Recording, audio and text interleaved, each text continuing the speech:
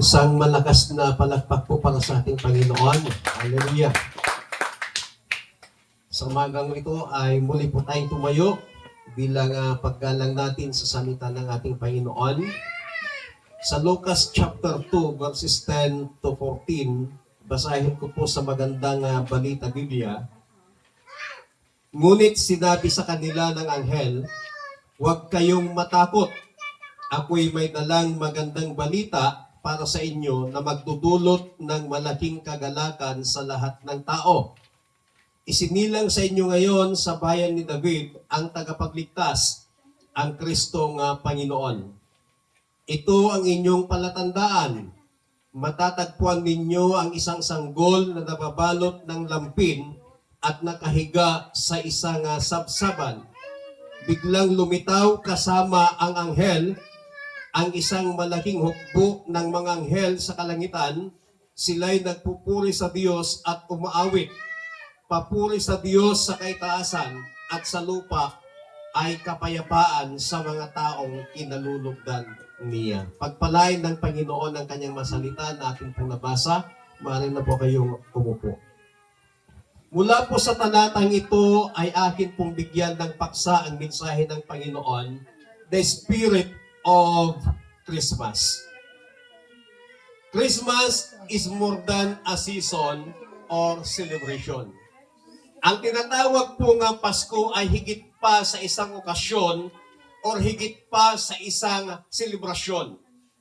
Ang Christmas ay hindi po nababase sa ganda ng selebrasyon. Ang Christmas ay hindi po nakadepende doon sa dami ng handa, doon sa magarbong mga pananamit, doon sa magarbong lugar, o doon sa mga magarbong mga regalo na matatanggap o tinanggap. Hindi po doon nakabase ang tinatawag na Christmas. Marami hong nagsasabi na hindi daw masaya ang kanilang Christmas kasi wala silang handa. Maraming nagsasabi na hindi daw masaya ang kanilang Christmas kasi wala silang pera. Maraming nagsasabi na hindi daw masaya ang kanilang Christmas kasi walang bagong damit. May mga nagsasabi na hindi daw masaya ang Christmas kasi Christmas daw. Hindi daw ramdam ang Pasko. Hindi daw ramdam ang Christmas. But tandaan po natin, minsan lamang nagkaroon ng Christmas. Ang Christmas na yan ay hindi po handaan, kundi ang Christmas na yan, yung unang Christmas na yan, ay ang pagsilang ng ating Panginoong Jesucristo.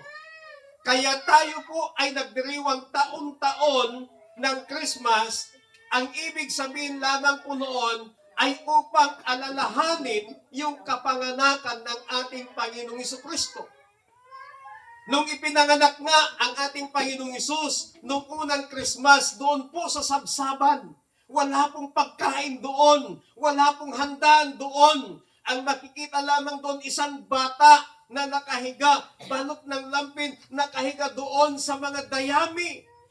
Yun po yung unang Christmas. Pero makikita po natin, may ilang tao lamang po nga doon. 5 tao. Si Maria, si Joseph, yung mga magulang ni Jesus, at saka yung 3 wise men na dumalaw sa kanila. Bali 5 tao lang, 6 yung sanggol.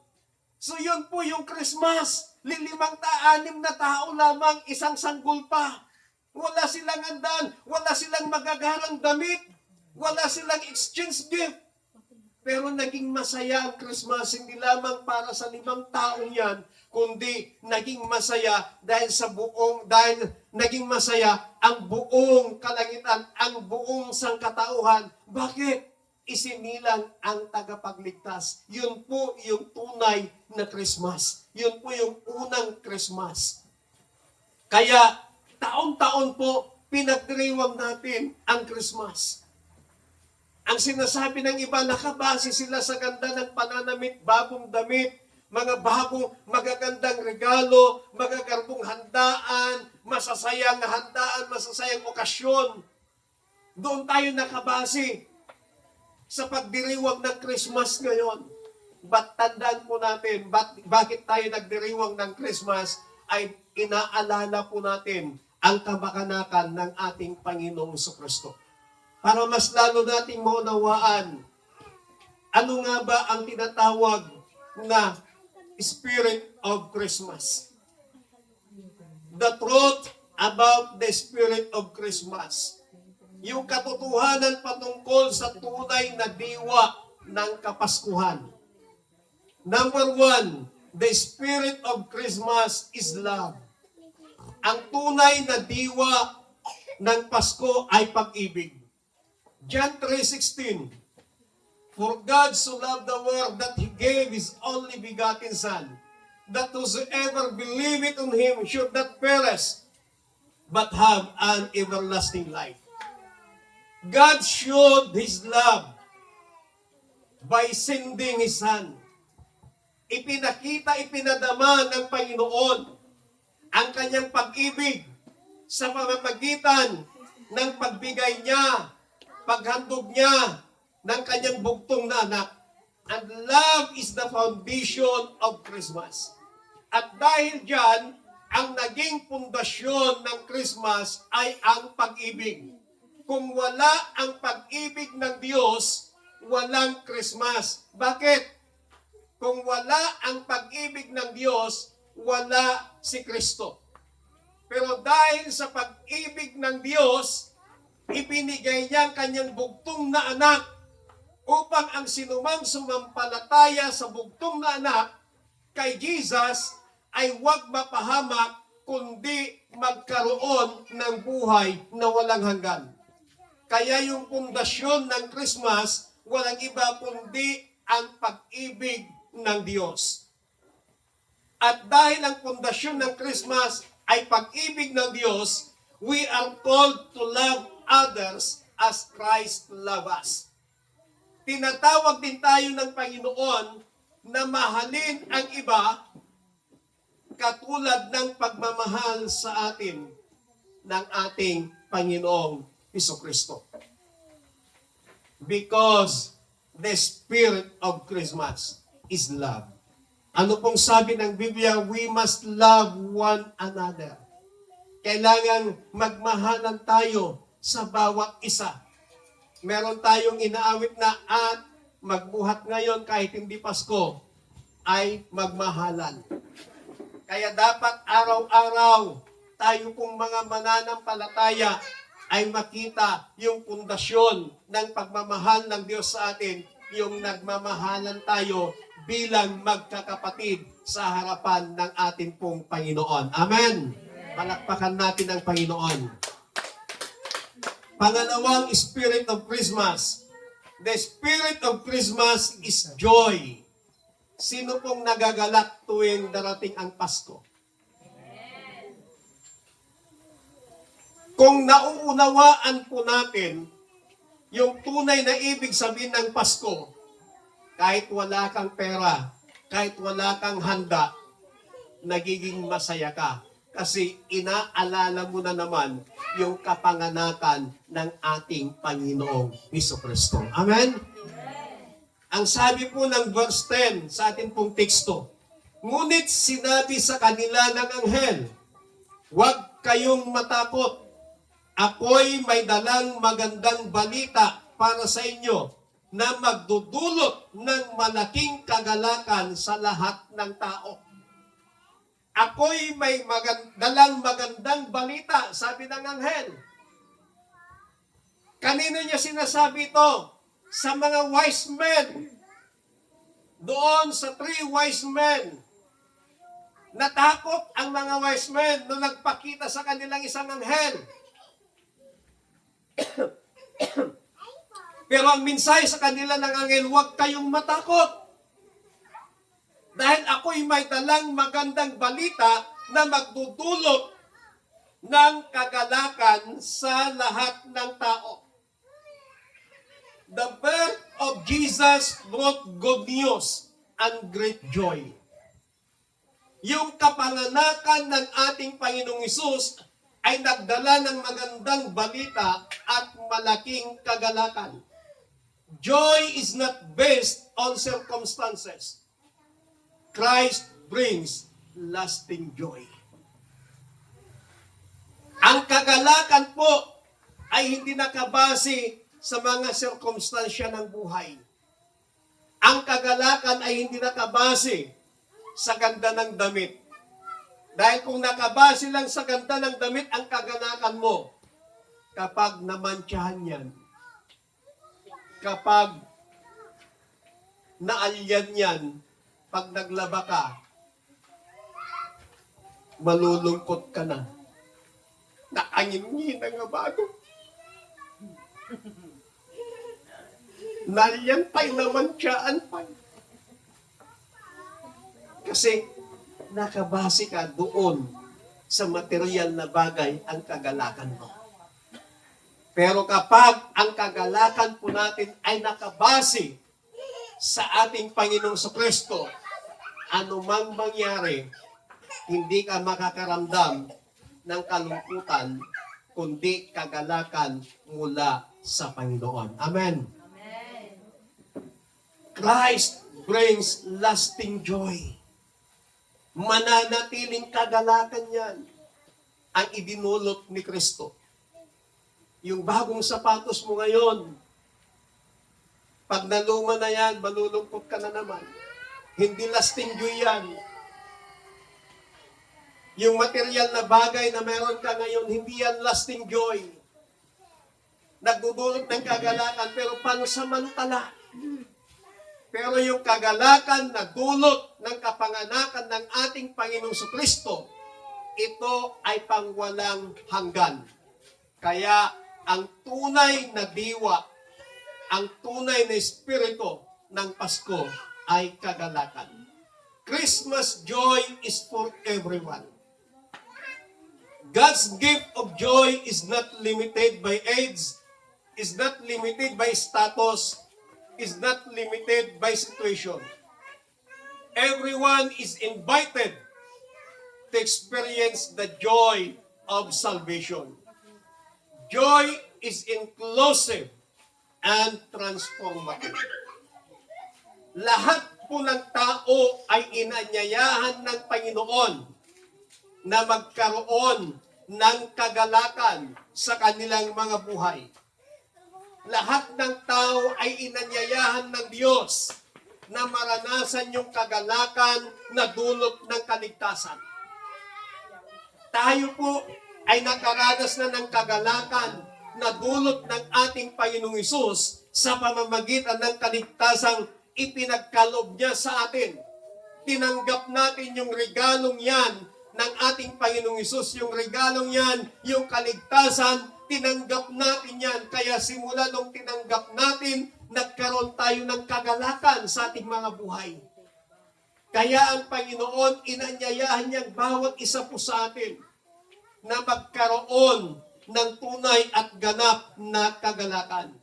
At ang kagalakan yan ay kasama na yung pagbabago ng ating buhay. So we must share the joy of Christ with our family. We must share the joy of Christ with our friends. And we must share the joy of Christ with our neighbors. Huwag nating sarilinin yung kaligtasan, yung kagalakan ng kaligtasan na ipinagkaloob sa atin ng Panginoon.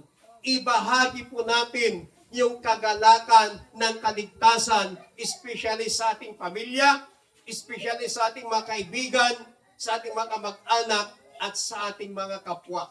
Huwag tayong mahiya na ibahagi sa kanila yung kagalakang dulot ng kaligtasan na ibinigay sa atin ng Panginoon. Because Christmas joy is for everyone. Ang kagalakan na dulot ng Kapaskuhan na ibinigay ng ating Panginoong Diyos ay para sa lahat. Hindi po selective, kundi para sa lahat ng tao. Pangatlo, the spirit of Christmas is peace. Ang sabi po ng verse 14, papuri sa Diyos sa kaitaasan, at sa lupa ay kapayapaan sa mga taong kinalulugdan niya. The spirit of Christmas is peace. Ang diwa ng Kapaskuhan ay kapayapaan. Jesus brings peace between God and humanity. Ang tao noon, wala ng kapayapaan sa kanyang puso, sa kanyang buhay. Tinataguan na niya ang Diyos dahil sa kasalanan kanyang ginawa. Alam ng tao noon na paparusahan na siya ng Diyos dahil sa kasalanan kanyang ginawa. But because of Jesus, ang ginawa ni Jesus, He brings peace between God and human. Dinala niyang kapayapaan. Pinagpayapa niya, pinagkaisa niya ang Diyos at tao. Napawi yung galit ng Diyos sa tao. Nagkaroon ng kapayapaan, kumbagay, nagkaroon ng ceasefire. Kumbaga sa Mindanao, pag mayroong war, may labanan, pag natatalo na ang kaaway, magdideclare sila ng ceasefire. Mag-aalok sila ng usaping pangkapayapaan. At sa usaping pangkapayapaan na yan, between the government at sa kalaban ng gobyerno, meron silang kasunduang pag-uusapan. Bawal ang lumabag sa mga kasunduan. Dahil kapag may lumabag sa kasunduan, mababaliwala yung usaping pagkapayapaan. Maraming bisis na ho na nagkaroon ng usaping pagkapayapaan ng ating pamahalaan laban sa mga nagpapabagsak ng ating pamahalaan. Pero hindi pa rin natatamasa ng ating bayan, ng ating bansa, ang kapayapaan na ninanasa po natin. But itong kapayapaan na dala ng ating Panginoong Kristo, simula nung dumating si Jesus Christ dito sa ibabaw ng lupa, nagkaroon ng kapayapaan ang relasyon ng Diyos at sa tao, at ito'y kanyang inilapit. Peace with God is the foundation of all other peace. Pag meron tayong kapayapaan sa Diyos, no nakikipagkapya tayo kini Apo Diyos kakabsat, mabalin mo matan makipagkapya, itipadam nga tao. Pag hindi ka pa nakipag-peace sa Panginoon, mahirapan kang nakikipag-peace o makikipag-peace sa ibang tao, lalo na sa nakaalitan mo, lalo na sa nakapagbigay sa iyo ng sama ng loob, lalo na sa taong nanira sa iyo, lalo na sa taong nag-down sa iyo, mahirapan kang makipag-peace sa Kanya. But, kung naranasan mo ang kapayapaan ng Diyos sa puso mo, naranasan mo ang kapayapaan ng Diyos sa isipan mo, kapatid, kaibigan, hindi ka mahirapang magkaroon ng kapayapaan, makipagpayapa sa mga kapatid mo sa Panginoon, lalong-lalo na sa kapwa mo. So Jesus came as the Prince of Peace. He brings peace with God and peace within. Dala-dala ni Jesus yung kapayapaan. At ibinigay niyang kapayapaan yon sa ating puso. Ibinigay niyang kapayapaan sa ating isipan. At tayo po ay tinawag ng Diyos na peacemaker. Dahil tayo po ay nakipagkapya na iti Apo. We have been peace with God. At ang sabi ng Bible sa Matthew chapter 5, blessed are the peacemaker, for they shall be called sons of God. Mapalad ang mga tagapagkasundo sapagkat sila'y tatawaging anak ng Diyos. So we are called to be peacemaker, hindi troublemaker, hindi story maker, kundi peacemaker. Amen. Kapag merong hindi nagkakasundo, kapag merong nagtatampuhan, kapag merong nag-away-away, ikaw ang magiging tagapagkasundo. Ikaw yung magiging tagapamagitan para magkasundo ang dalawang panig. Hindi dapat ikaw ang nanunulsol sa isa na huwag kasi gabi ni Sunoy, babaan mo. Pero ikaw yung gagawa ng way para yung dalawang hindi nagkasundo, ikaw yung gagawa ng way para yung dalawang magkaalitan ay magkasundo.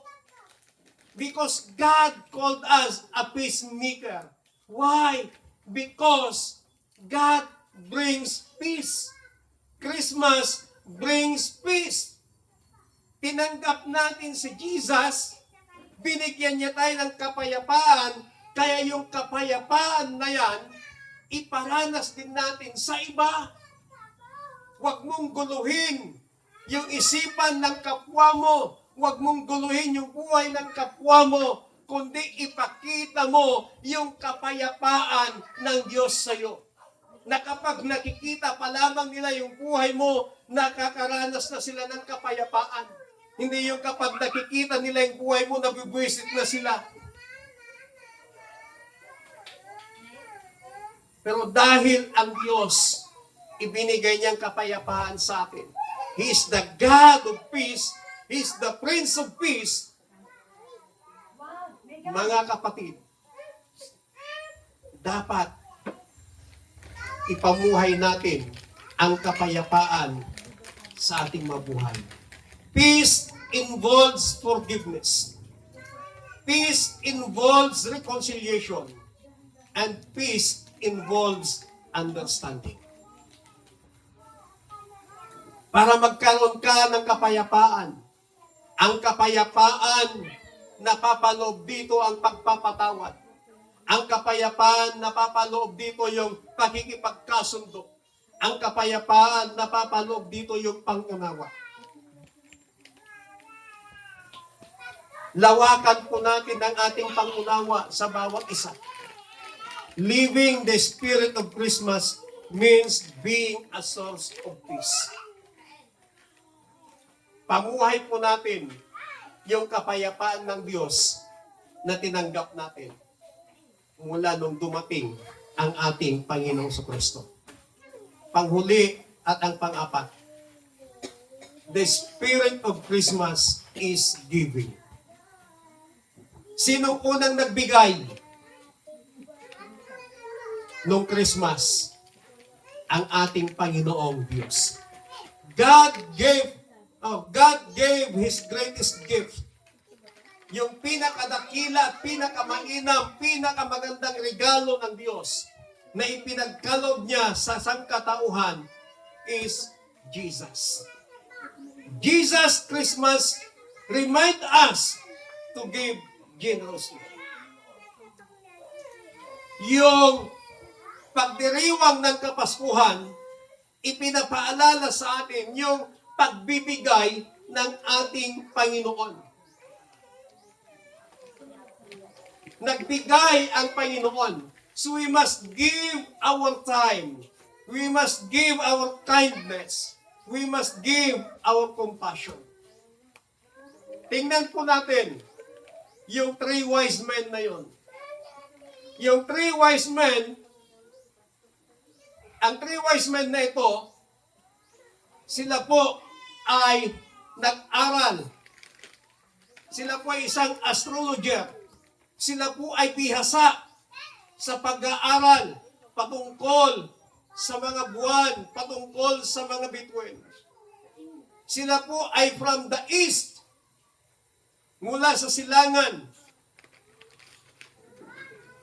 Possibly, mula po sa Babylonia o sa bansang Persia. Pagdating sa mga bituin, pagdating sa mga buwan, bihasa po sila. Alam nila kung anong panahon. Pero dito, nagulat sila dahil may kakaibang bituin na kanilang nakita. Lahat na ng klase ng bituin na lumalabas tuwing gabi, kapisado na ng mga wise men na ito. Kaya yung isang gabing yon, nakita nila yung kakaibang bituin, kaya nagulat sila. Yun pala, yung bituin na yon, yun yung naging gabay sa kanila upang hanapin nila kung saan ipinanganak ang ating Panginoong Jesucristo. At sa kanilang paghahanap, hindi kaagad sila nagpunta. Pinagplanuhan, pinag-usapan ng 3 wise men na ito. Nagplano sila yung kanilang paglalakbay. Kung gaano kalayo yung kanilang paglalakbay, makita pa lamang nila yung kakaibang bituin na meron siyang itinuturo, alam na nila kung gaano kalayo.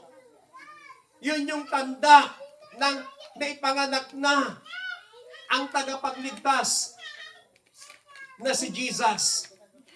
At ito yung time na kanila pong pupuntahan, papasyalan, yung tagapagligtas na isinilang. Kaya itong 3 wise men na ito, may mga daladalang regalo na ihahandog pagdating nila doon sa lugar kung saan ipinanganak ang ating Panginoon Jesucristo. Ang 3 wise men na ito ay may dala silang gold, may dala silang frankincense, at may dala silang myrrh. At nung makita nila kung saan ipinanganak si Jesus, ang ginawa ng 3 wise men na ito, sila'y lumuhod, nagpatira pa. At yung dala-dala nilang gold, dala-dala nilang frankincense, dala-dala nilang myrrh, inihandog nila ito kay Jesus. Bakit gold? Bakit insinso ang dala-dala nila? At bakit myrrh ang dala-dala nila na inihandog nila kay Jesus? Yung gold, it symbolizes kingship and royalty of our Lord Jesus Christ. Sa pamamagitan ng pagbibigay nila ng gold, the wise men acknowledge Jesus as the King of Kings. Yung pag-aandog ng mga wise men ng ginto, ipinapakita lamang na kinikilala nila na si Jesus ay hari ng mga hari. Pangalawa, inihandog nila yung insinso. Itong insinso nito, ito yung ginagamit doon sa Old Testament, doon sa templo, para bumango.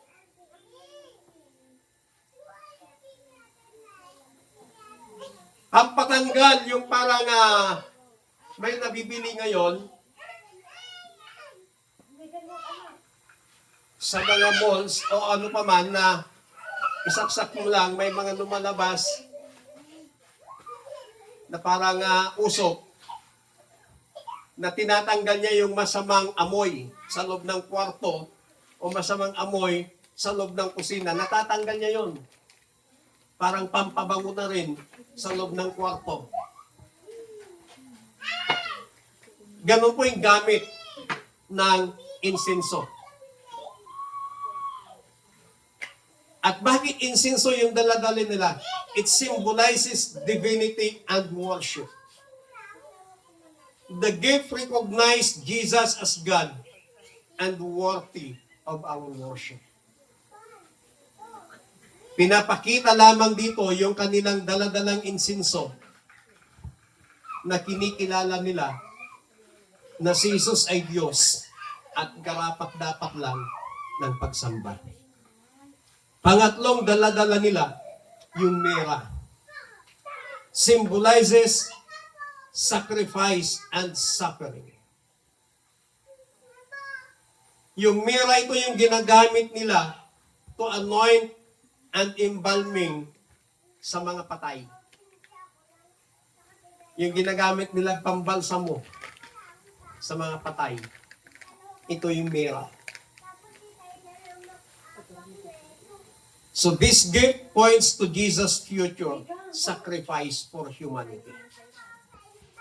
So ito yung mga ipinagkaloob, ibinigay ng 3 wise men sa ating Panginoong Hesus. Wala man tayo nito, wala man tayong gold, wala man tayong frankincense, wala man tayong myrrh para ibigay, ihandog sa ating Panginoon. Ipinapakita lamang dito na ang Diyos na isinilang nung araw ng Kapaskuhan ay karapat-dapat lamang ng ating pagsamba. Karapat-dapat lamang na tumanggap ng papuri at pasasalamat at siya ay Diyos na makapangyarihan sa lahat. Palagpagan natin ang Panginoon. Mga kapatid, the spirit of Christmas is not found in decorations. The spirit of Christmas is not found by traditions, but in living out Christians' love, joy, peace, and generosity every day. May the spirit of Christmas live in us, not just this season, but all year long. Nawa, yung diwa ng Kapaskuhan, yung pag-ibig, yung kagalakan, yung kapayapaan, at ang pagbibigay, nawa, hindi lamang sa araw na ito na maranasan natin, but sa loob ng 1 taon ng ating mga buhay, naway maranasan po natin yun. Nawa, naunawaan po natin yung tunay na diwa ng Kapaskuhan. Pagpalain po tayo ng ating Panginoon. Tayo po lahat ay tumayo. Panginoon, sa umagang ito, salamat dahil naunawaan po namin the true spirit of Christmas. Hayaan po ninyo the love, joy, peace, giving ay maranasan namin sa aming mga buhay. Panginoon, sa loob ng 1 taon, patuloy ka pong kumilos sa aming mga buhay. Naway, maranasan namin, mag-umapaw sa aming mga buhay ang Spirit of Christmas na ito, Panginoon. Salamat ng marami. Salamat po sa iyong lahat ng papuri. Pasasalamat sa tanging pangalan ng aming Panginoon Jesus. Amen.